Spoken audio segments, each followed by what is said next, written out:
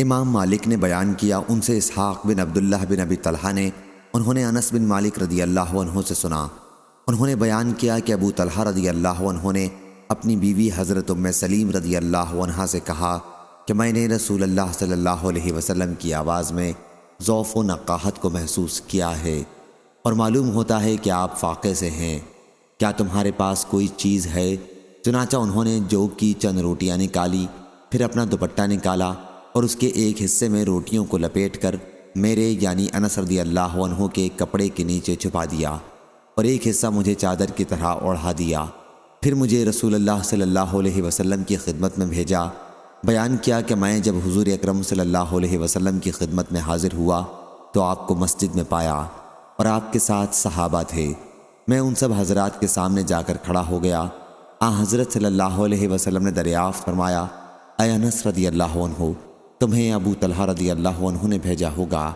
میں نے عرض کی جی ہاں۔ حضرت صلی اللہ علیہ وسلم نے پوچھا کھانے کے ساتھ؟ میں نے عرض کی جی ہاں۔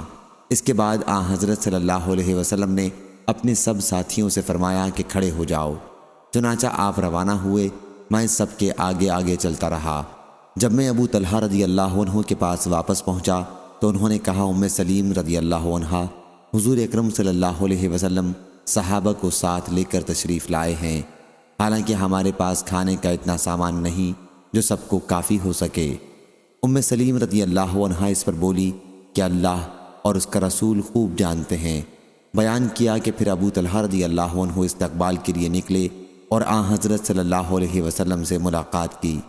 اس کے بعد ابو طلحہ رضی اللہ عنہ اور حضور اکرم صلی اللہ علیہ وسلم گھر کی طرف متوجہ ہوئے اور گھر میں داخل ہو گئے۔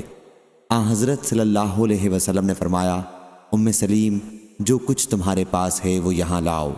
ام سلیم رضی اللہ عنہا روٹی لائیں۔ حضرت صلی اللہ علیہ وسلم نے حکم دیا اور اس کا چورا کر لیا گیا۔ ام سلیم رضی اللہ عنہا نے اپنے گھی کے ڈبے میں سے گھی نچوڑ کر اس کا ملیدہ بنا لیا۔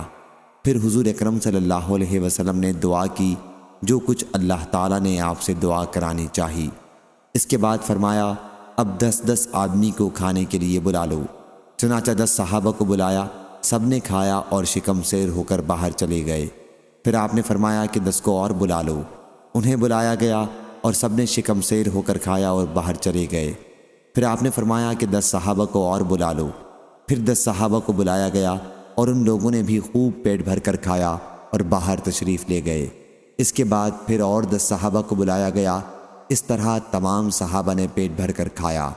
اس وقت 80 صحابہ کی جماعت وہاں موجود تھی۔ صحیح بخاری حدیث نمبر 5381۔